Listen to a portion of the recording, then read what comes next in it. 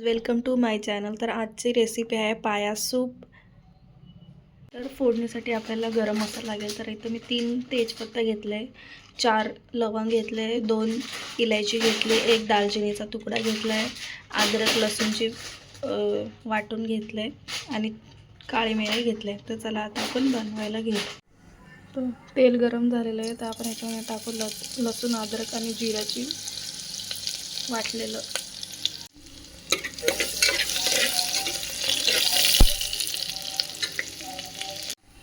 त्याच्यामध्ये आपण ॲड केलं सगळे मसाले। तो क्लिप घ्यायचा विसरली, सॉरी।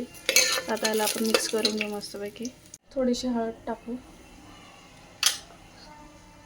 चवीनुसार मीठ पण टाकू त्याच्यामध्ये आपण, चवीनुसार मीठ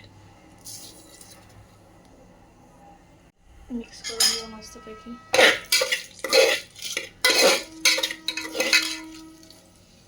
आणि आपण हे वॉश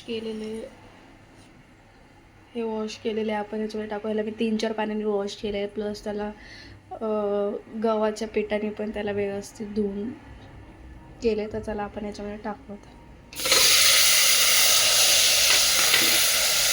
त्याला असं मस्तपैकी मिक्स करून घ्यायचं, म्हणजे पूर्ण मसाला मिक्स होऊन जाईल।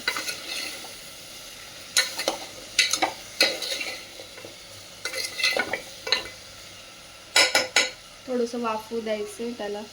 तर बघा कसं मसाला पूर्ण मिक्स केलेला आहे आपण त्याला आपण थोडंसं 1 मिनिट फक्त शिजू द्यायचं थोडंसं तेलामध्ये। आणि त्याच्यामध्ये आपण पाणी ॲड करूया। याच्यामध्ये आपण 1 ग्लास पाणी टाकूया।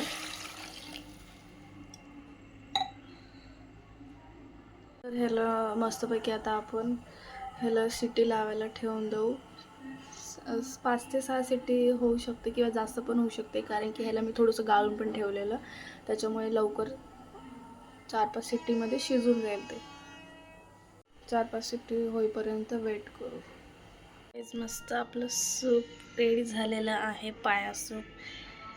खूप टेस्टी असतं, खूप हेल्दी असतं आणि हे सांधे दुखीसाठी पण खूप भारी असतं। आणि हे तुम्ही लहान बाळांना पण देऊ शकतात, खूप हेल्दी सूप आहे।